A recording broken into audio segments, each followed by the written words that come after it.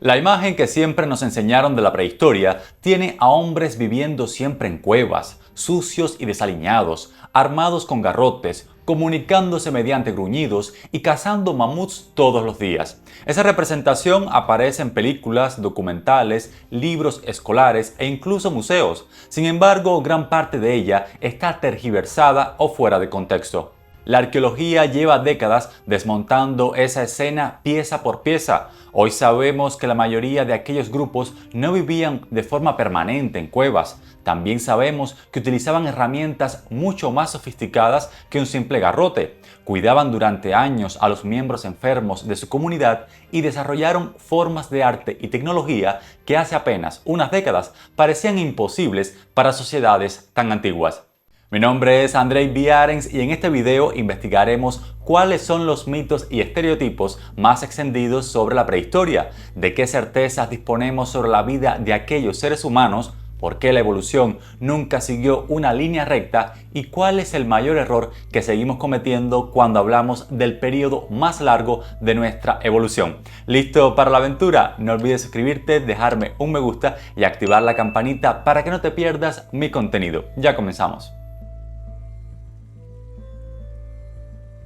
Si hoy le pidieras a cualquier persona que imaginara la prehistoria, es muy probable que describiera una escena en la que no faltarán el hombre musculoso cubierto por pieles, una cueva, el garrote de madera y un mamut. Lo curioso es que esa noción tiene un trasfondo que comenzó a construirse hace poco tiempo.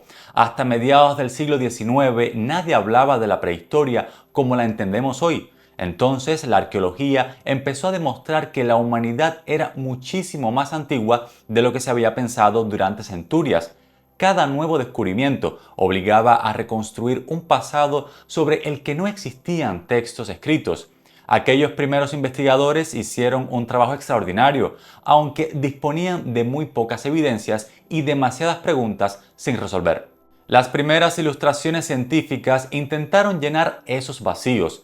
Poco después apareció la idea de una evolución lineal que presentaba la historia humana como una marcha continua desde la barbarie hasta la civilización. Aquellas reconstrucciones pasaron a los libros escolares, inspiraron a los dibujantes victorianos y décadas después alimentaron el imaginario de Hollywood y de series tan populares como Los Picapiedras. Poco a poco se impuso una versión muy simplificada de un periodo que abarca millones de años. Pero la propia arqueología que ayudó a conformar esa visión también se ha encargado de desmontarla. Uno de los mejores ejemplos que refleja el asunto del que te hablo tiene que ver con las cuevas. ¿Por qué casi siempre imaginamos que todos los seres humanos prehistóricos vivían ahí? La respuesta tiene mucho que ver con la forma en que se conserva el pasado. Una cueva protege los restos del viento, de la lluvia y de la erosión durante miles de años. Huesos, hogares, herramientas o pinturas pueden permanecer enterrados hasta que un arqueólogo los descubre, pero un campamento construido al aire libre desaparece con mucha más facilidad. Por eso conocemos tan bien lugares como Altamira o Lascaux. Sus grutas funcionaron como una excelente cápsula del tiempo. En cambio, apenas sabíamos cómo era la mayoría de los asentamientos levantados en espacios abiertos hasta que, gracias a excavaciones realizadas en décadas recientes, hemos podido estudiarlos mucho mejor. Algunos campamentos distribuidos por Europa y Asia aún poseen los agujeros donde se levantaban los postes de madera. Otros mantienen la distribución de los hogares o de las zonas de trabajo. Incluso han aparecido viviendas construidas con materiales que muy pocas personas asociarían con la prehistoria. Uno de los casos más sobresalientes en este sentido se coloca en Mishirich, en la actual Ucrania. Allí los arqueólogos identificaron viviendas levantadas hace unos 15.000 años utilizando decenas de huesos y colmillos de mamut. Con la osamenta se erigía la estructura de las paredes y la cubrían con pieles para proteger el interior del frío. Aquellas construcciones requerían conocimientos técnicos y una organización colectiva muy distinta de la imagen del individuo aislado y refugiado en una cueva. Otro estereotipo muy conocido aparece cada vez que vemos a un supuesto cavernícola empuñando un garrote. Y si bien se trata de una imagen fácil de reconocer, apenas refleja la magnitud de las habilidades tecnológicas que alcanzaron aquellas poblaciones. Hace cientos de miles de años, nuestros antepasados ya confeccionaban herramientas de piedra con una precisión tremenda. Muchísimo después aparecieron hojas de sílex tan finas que todavía hoy sorprenden a los especialistas. También aprendieron a producir pegamentos mezclando resinas vegetales con otros componentes para fijar puntas de piedra sobre mangos de madera, lo cual les permitió fabricar lanzas mucho más resistentes y eficaces. La innovación era lenta, pero constante. Una sencilla herramienta de madera permitía disparar las lanzas con mucha más fuerza y alcanzar objetivos situados a decenas de metros de distancia. Las agujas de hueso permitieron hacer ropa ajustada para sobrevivir en los climas fríos. Muchas armas dejaron de ser una sola pieza y pasaron a convertirse en herramientas compuestas, elaboradas con distintos materiales, ensamblados con meticulosidad. Todo esto solo podía lograrse con la experiencia y transmisión de conocimientos entre generaciones. Otro concepto erróneo sobre la prehistoria es el de apelar al mismo tipo de hombre para concentrar en él todos los individuos que vivieron en este periodo, cuando en realidad cada sujeto estuvo separado por millones de años. La prehistoria comienza hace alrededor de 3,3 millones de años con las primeras herramientas de piedra conocidas y termina en fechas muy distintas según cada región del planeta con la aparición de la escritura. Pero la explicación exhaustiva de esta cronología te la voy a dejar para un poquito más adelante. Durante ese inmenso intervalo existieron numerosas especies humanas. Unas apenas medían 1 metro de altura, otras desarrollaron cerebros comparables al nuestro. Habitaron desde África hasta Europa y Asia. Varias se extinguieron hace cientos de miles de años atrás. Otras convivieron con nuevas especies. La cultura popular ha mezclado siempre a Australopithecus, Homo erectus, Neandertales y Homo sapiens como si todos fueran de la misma época y hubieran compartido similar estilo de vida. Eso sería algo semejante a representar toda la historia posterior utilizando solo la figura de un caballero medieval. ¿Quieres saber qué otras ideas absurdas damos por reales cuando se habla de la prehistoria? Quédate porque tengo para ti varios ejemplos que te van a sorprender. Pero antes de continuar, quiero proponerte mi libro Andreíadas, una novela de fantasía épica inspirada en los grandes misterios de un pasado milenario que se resiste a ser reconocido por la historia. Si quieres disfrutar y reflexionar con esta aventura y de paso apoyar mi carrera como escritor, te dejo el enlace en la descripción de este video. Si la imagen distorsionada del hombre de las cavernas ya ha empezado a desmoronarse, todavía es preciso refutar una tesis aún más arraigada. Es usual plantear que ellos apenas sobrevivían el día a día, impulsados nada más que por el hambre y el instinto. Sin embargo, algunas de las excavaciones más importantes de las últimas décadas dicen lo contrario. Una de estas investigaciones se realizó en la cueva de Shanidar, en el actual Kurdistán iraquí. De allí emergieron los restos de varios neandertales. Uno de ellos había perdido el antebrazo derecho muchos años antes de morir. También sufría lesiones graves en una pierna, problemas de visión y una importante pérdida auditiva. Cualquier accidente de este tipo habría dificultado de modo notable su supervivencia en el entorno paleolítico. Sin embargo, vivió durante años después de sufrir aquellas heridas, por lo que alguien tuvo que alimentarlo y ayudarlo a desplazarse cuando ya no podía hacerlo por sí mismo. Décadas después, nuevos trabajos en ese mismo lugar siguieron aportando información sobre la complejidad social de aquellos grupos. Los investigadores continúan debatiendo algunos detalles de los enterramientos, pero prevalece el consenso en torno a la idea de que la supervivencia de individuos con discapacidades severas era mucho más frecuente de lo pensado, lo que evidencia un grado de cooperación difícil de explicar sin fuertes vínculos sociales. Algo parecido ocurre en la Chapelle aux Saints, en Francia. Allí apareció el esqueleto de un anciano neandertal que había perdido casi la totalidad de sus dientes mucho antes de fallecer. Aún así, consiguió vivir durante bastante tiempo. Comer carne, raíces o frutos duros en esas condiciones habría resultado harto difícil sin la ayuda de otras personas. Según la evidencia encontrada, aquella comunidad decidió seguir velando por él aun cuando ya no pudiera contribuir de la misma forma en la que lo hiciera en su juventud. Ese cuidado hacia los demás nos pone ante el cuestionamiento de hasta qué punto aquellas personas pensaban y sentían de una manera similar a nosotros. En la cueva de Hohlefels, en el sur de Alemania, los arqueólogos encontraron una flauta fabricada con hueso de ave hace unos 40.000 años. El instrumento conserva los orificios necesarios para producir distintas notas musicales. Pero, ¿por qué un individuo de la prehistoria dedicaría tanto tiempo a confeccionar un objeto que no tenía un fin práctico? ¿Acaso disponía de tanto tiempo libre? Su existencia demuestra que aquellas comunidades dedicaban tiempo a actividades que fortalecían la cohesión del grupo a través de prácticas que transmitían tradiciones o simplemente proporcionaban una experiencia estética. Miles de kilómetros al sur, en la cueva sudafricana de Blombos, afloraron fragmentos de ocre grabados con patrones geométricos hace unos 75.000 años. Las líneas fueron trazadas siguiendo un diseño repetitivo.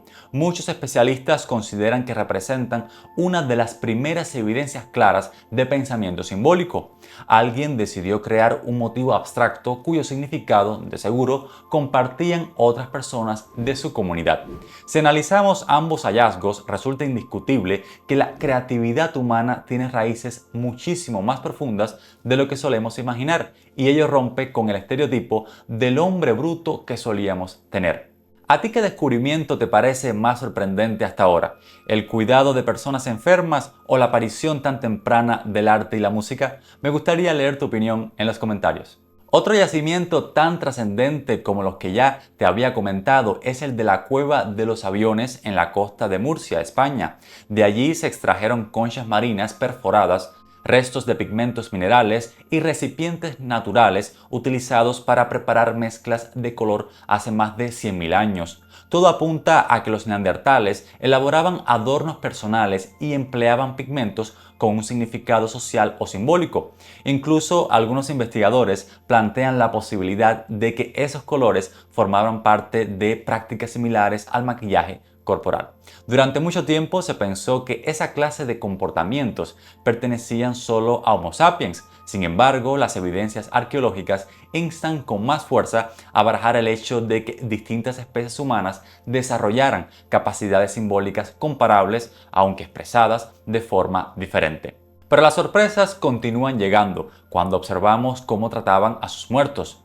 En Sungir, cerca de Moscú, Rusia, los arqueólogos excavaron una sepultura extraordinaria de hace unos 34.000 años. 2 niños fueron enterrados junto a miles de pequeñas cuentas de marfil elaboradas con sumo cuidado, lanzas fabricadas con colmillos de mamut y otros objetos de alto valor. Solo la manufactura de aquellas cuentas habría requerido miles de horas de labor. Resulta poco creíble tal inversión de tiempo y esfuerzo por necesidades prácticas. De aquí se deduce la práctica de rituales complejos, así como la presencia de credos compartidos y de una identidad colectiva que otorgaba un significado especial a la muerte.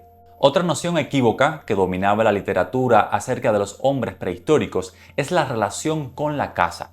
Se asumía que esta actividad se reservaba al sexo masculino, pero el hallazgo de Vilamaya Paticha en los Andes peruanos borró esa idea. Allí apareció el enterramiento de una mujer acompañada por un completo conjunto de armas de cacería con una antigüedad cercana a los 9.000 años. El descubrimiento condujo a revisar decenas de sepulcros similares e inauguró una discusión científica sobre la verdadera distribución del trabajo en muchas sociedades remotas. Si bien el tema se aborda desde la prudencia y los investigadores coinciden en que las funciones laborales variaban entre las comunidades, es seguro que la imagen rígida que se había dado por sentada ya se sostiene en menos argumentos.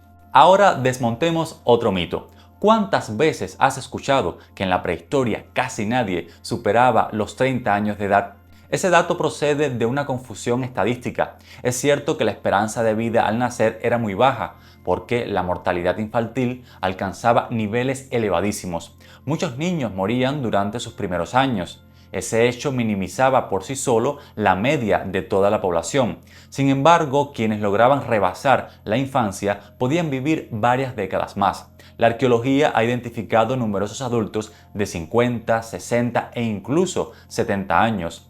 Esos ancianos acumulaban conocimientos fundamentales sobre el territorio, los animales, las plantas y las estaciones. Algunos estudiosos relacionan ese fenómeno con la llamada hipótesis de la abuela, según la cual la supervivencia de mujeres de edad avanzada aumentaba las posibilidades de éxito de toda la comunidad, pues ellas contribuían al cuidado de los niños y a la transmisión de conocimientos. Poco a poco empieza a dibujarse un cuadro muy distinto del que heredamos de los siglos XIX y XX. Cuanto más profundizan los arqueólogos en ese pasado lejano, más difícil resulta seguir creyendo que aquellos seres humanos eran muy opuestos a nosotros. Entonces surge la pregunta, ¿cómo fue en realidad la evolución de los seres humanos? Quédate porque de eso hablaremos en el siguiente bloque. A cada momento asoman nuevos fósiles, técnicas de análisis y excavaciones que inducen a replantearnos todas las certezas acerca de nuestros orígenes. En Patreon comparto videos exclusivos dedicados a esos descubrimientos recientes, así como otros materiales que de seguro te podrán interesar. Al suscribirte a uno de los niveles de pago, estarás contribuyendo en gran medida con el sostén de este proyecto. Por eso quiero aprovechar para dar las gracias a mis actuales mecenas y a los miembros de pago en YouTube. Desde aquí les mando un fuerte abrazo. Si deseas unirte a esta hermosa comunidad, te dejo un enlace en la caja de descripción del video. En la mayoría de los libros escolares se solía mostrar la evolución utilizando una gráfica que de seguro a todos nos resulta bastante familiar. Un simio encorvado iba enderezando poco a poco la espalda hasta convertirse en un ser humano moderno. La ilustración resultaba bastante fácil de entender y acabó siendo uno de los íconos científicos más famosos del mundo. Sin embargo, es un esquema demasiado simplista. Desde una pequeña cueva de las montañas de Altai, en Siberia, llegó el primer argumento para impugnarla. En 2008, los arqueólogos recuperaron un diminuto fragmento de hueso perteneciente al dedo de una niña que había vivido allí hacía unos 50.000 años. A simple vista lucía como un hallazgo sin demasiada importancia, pero todo cambió cuando salieron los resultados del análisis de ADN. Aquella niña no era neandertal y tampoco pertenecía a Homo sapiens, formaba parte de una población humana desconocida hasta ese entonces. Había aparecido una nueva rama de nuestra familia a partir de escudriñar en la información genética. Aquella población recibió el nombre de denisovanos y trastocó nuestro árbol genealógico. Al valorar aquel suceso, el genetista Svante Paavo destacó que el ADN puede revelar una historia que los fósiles por sí solos nunca habrían contado, de lo cual se derivó otra interrogante. ¿Qué ocurrió cuando distintas especies humanas coincidieron en los mismos territorios? El ADN volvió a ofrecer las pistas necesarias. Gracias a esto sabemos que neandertales y Homo sapiens llegaron a tener progenie conjunta, contrario a lo que se creía. Todas las personas con ascendencia euroasiática conservan entre un 1 y un 2% de ADN neandertal. En algunas poblaciones de Oceanía, además, permanece una proporción significativa de ADN denisovano. Aquellos cruces dejaron una huella que todavía llevamos en nuestro propio organismo. Algunos genes heredados de los neandertales influyen en la respuesta inmunitaria, mientras que determinadas variantes procedentes de los denisovanos ayudaron a los habitantes del Himalaya a adaptarse a las condiciones de vida en grandes altitudes. Así, la evolución humana dejó de proyectarse como una sucesión de reemplazos y empezó a comprenderse como un largo ciclo de encuentros y separaciones que tejían una compleja red de mestizajes. En Indonesia aguardaba otra revelación. En 2003 apareció en la isla de Flores el esqueleto de una pequeña mujer adulta que apenas superaba 1 metro de altura. Su cerebro era mucho más pequeño que el nuestro, aunque utilizaba herramientas de piedra y vivió hasta hace unos 50.000 años. Los investigadores la identificaron como una nueva especie, el Homo floresiensis. La polémica en torno a este descubrimiento no tardó. Algunos expertos pensaron que podía tratarse de un individuo moderno que padeciera alguna enfermedad, pero nuevos fósiles extraídos en los años posteriores reforzaron la interpretación inicial y quedó demostrado que aquella población humana de rasgos diminutos había evolucionado de forma independiente durante cientos de miles de años en un territorio aislado. De repente se esfumó la convicción de que conocíamos todas las especies humanas. Algo parecido ocurrió en Sudáfrica. Del sistema de cuevas Rising Star emergieron más de 1500 fósiles pertenecientes a Homo naledi. Su anatomía mezclaba rasgos muy antiguos con otros muy modernos. Lo más llamativo era la localización de los restos. Muchos se encontraban en una cámara de acceso muy engorroso. Algunos investigadores plantearon incluso que aquellos cuerpos pudieron ser depositados allí con premeditación. Todavía no existe un consenso definitivo sobre las circunstancias de esos posibles enterramientos, pero el hecho de que esa hipótesis sea objeto de discusión demuestra hasta qué punto la evolución humana resulta mucho más compleja de lo que imaginábamos hace apenas unas décadas. Si quieres saber más sobre las distintas especies humanas que habitaron nuestro planeta, tengo dos videos que te van a interesar. Te dejo los enlaces en la descripción de este video. El relato de lo ocurrido en Europa se asemeja al ya visto en otros continentes. Predominaba la noción de que el Homo sapiens llegó hasta allá en una única expansión, en cierta medida tardía. Sin embargo, el cráneo hallado en la cueva griega de Apidima suprimió esa interpretación. Su estudio indica que una población de Homo sapiens pudo haber alcanzado el sur europeo hace más de 200.000 años, aunque aquella primera oleada desapareció después y fue sustituida por otras mucho más recientes.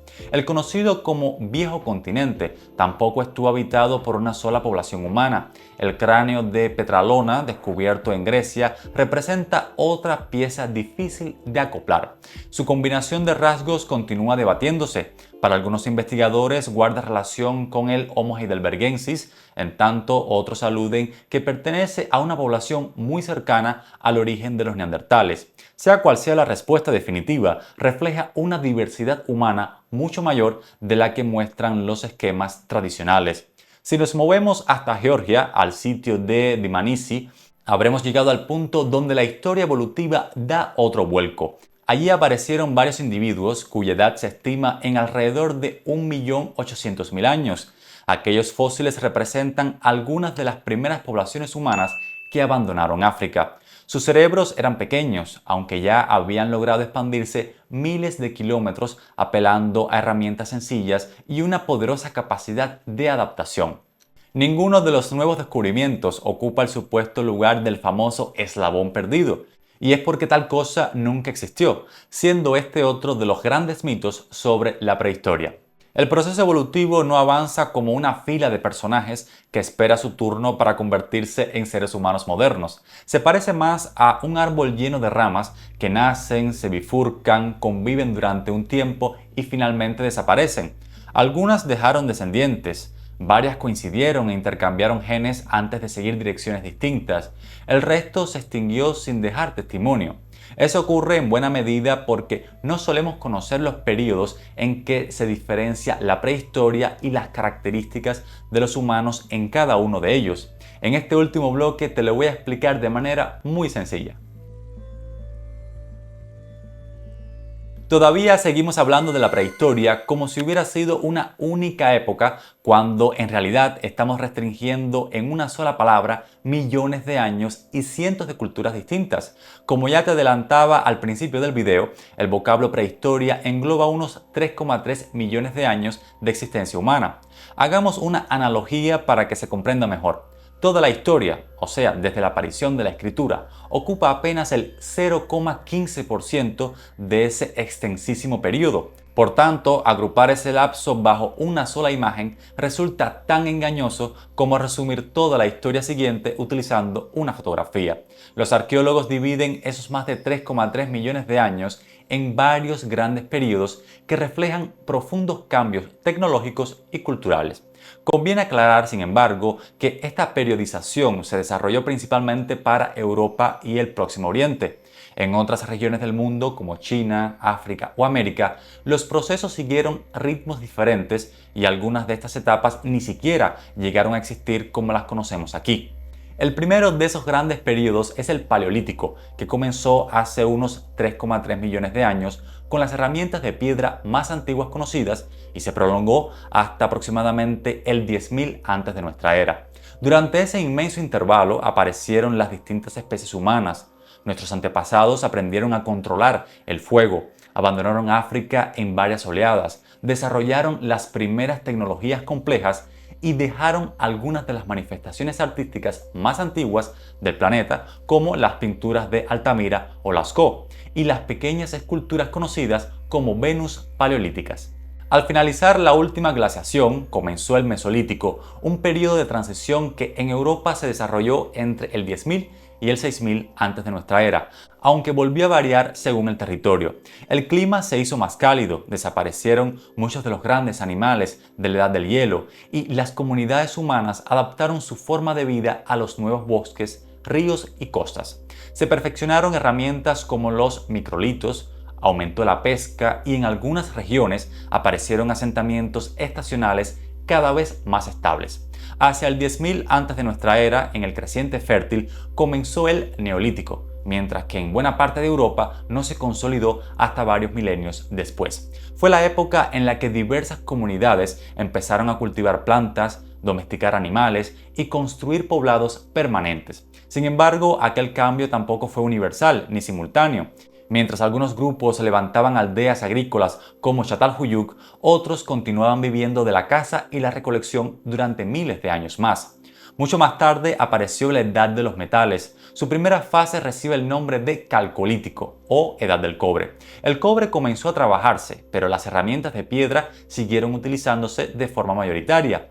En la península ibérica, esta etapa comenzó hacia el 3200 antes de nuestra era, mientras que en otras regiones sus fechas fueron diferentes. Después llegó la Edad del Bronce, caracterizada por la fabricación de objetos mediante la aleación de cobre y estaño, una innovación que transformó la agricultura y el comercio, por no mencionar la guerra. Finalmente se desarrolló la Edad del Hierro, cuando la metalurgia alcanzó un nivel todavía mayor y muchas sociedades levantaron fortificaciones y consolidaron grandes redes comerciales al amparo de estructuras políticas cada vez más complejas.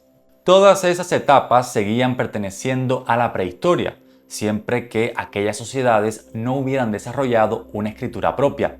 De hecho, mientras en Mesopotamia ya existían documentos escritos hacia el 3300 antes de nuestra era, gran parte de Europa continuaba plenamente inmersa en la prehistoria durante milenios. Por eso no existe una fecha única que marque el fin de ese periodo. Así, la frontera entre prehistoria e historia depende de cuándo cada sociedad comenzó a dejar testimonios escritos de sí misma. Una vez comprendida esa enorme escala temporal, resulta mucho más fácil entender por qué dos lugares separados por miles de años pueden pertenecer igualmente a la prehistoria. Uno de los mejores ejemplos se encuentra al sureste de la actual Turquía. Allí se levanta Göbekli Tepe, uno de los mejores exponentes de esa diversidad. Hace unos 11.500 años, grupos de cazadores-recolectores levantaron allí recintos ceremoniales formados por pilares de piedra de hasta 5,5 metros de altura y varias toneladas de peso. Muchos están decorados con relieves de zorros, serpientes, jabalíes, buitres y otros animales. Durante décadas se creyó que estructuras de este tipo solo podían aparecer en sociedades que ya dominaban la agricultura, pero este yacimiento reconfiguró esa idea, pues las comunidades de Göbekli Tepe aún dependían de la caza y la recolección, e incluso así eran capaces de organizar proyectos monumentales que exigían una milimétrica coordinación entre cientos de personas. Varios miles de años después observamos un panorama diferente. La construcción de Stonehenge inició hacia el 3000 antes de nuestra era. Sus habitantes cultivaban cereales, criaban ganado y trabajaban el metal. Algunas de sus piedras fueron transportadas desde el oeste de Gales a más de 200 kilómetros de distancia. El monumento continuó transformándose durante más de un milenio. Aunque ambos lugares pertenecen a la prehistoria, los separan casi 6.000 años de cambios tecnológicos y sociales. Y para ponértelo en perspectiva, la línea temporal entre Göbekli Tepe y Stonehenge es mayor que la que nos separa hoy del nacimiento del Imperio Romano. Dejemos por ahora los colosales monumentos y acerquémonos a un individuo. En 1991 apareció en los Alpes el cuerpo congelado de un hombre que había muerto hacía unos 5.300 años. Hoy lo conocemos como Lhotse. Presentaba un estado de conservación que permitió reconstruir con abundantes detalles su vida cotidiana. Vestía prendas confeccionadas con pieles de distintas especies, llevaba un hacha de cobre, una daga de sílex, un arco todavía sin terminar, flechas, un equipo para encender fuego, recipientes de corteza de abedul y varios hongos con propiedades medicinales que probablemente utilizaba como parte de un pequeño botiquín. Asimismo, su cuerpo conserva más de 60 tatuajes distribuidos sobre articulaciones y zonas doloridas, un detalle que algunos especialistas relacionan con tratamientos terapéuticos. Incluso conocemos la causa de su muerte: una flecha impactó en su espalda poco antes de fallecer. Yotzi da cuenta de hasta qué punto una persona de la prehistoria podía llevar consigo recursos muy especializados. Los dispositivos que portaba para nada encajan con la imagen del hombre armado con un garrote.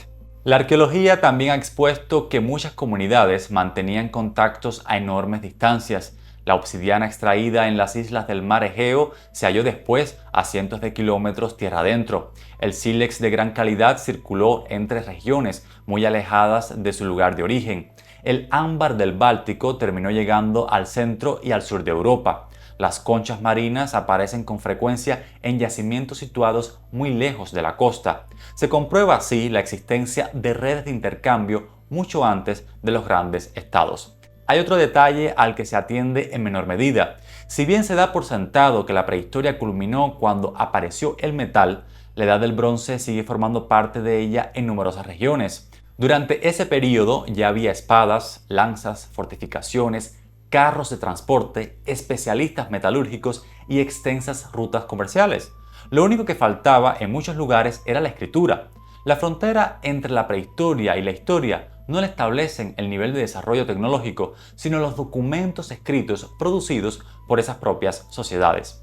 Ahora resulta evidente por qué hablar del hombre prehistórico carece de sentido. Entre los primeros fabricantes de herramientas de piedra y Yotzi transcurrieron más de 3 millones de años. Durante ese tiempo aparecieron y desaparecieron numerosas especies humanas, cambiaron las tecnologías, surgieron nuevas formas de organización social y nacieron culturas muy distintas entre sí. Es imposible hablar del hombre prehistórico, pues no se trató de un sujeto exclusivo. La imagen del cavernícola, vestido con pieles y armado con un garrote, sintetiza toda esa diversidad de una forma tan absurda como representar toda la historia posterior encarnada en un gladiador. Comprender esa diferencia cambia nuestra forma de mirar el pasado. Cada generación ha construido una imagen distinta de la prehistoria. Hace apenas un siglo creíamos que los neandertales eran criaturas torpes y primitivas. Mañana, un nuevo yacimiento o una nueva técnica de análisis puede volver a modificar esas certidumbres. La arqueología todavía tiene millones de años de pasado por investigar y cada excavación sigue teniendo el potencial de derribar otro de nuestros vetustos estereotipos. Espero que hayas disfrutado de este video. No olvides suscribirte, dejarme un me gusta y tus comentarios, así como activar la campanita para que no te pierdas mis documentales. Ahora solo me queda invitarte a que veas este otro video que te propongo. Hasta pronto.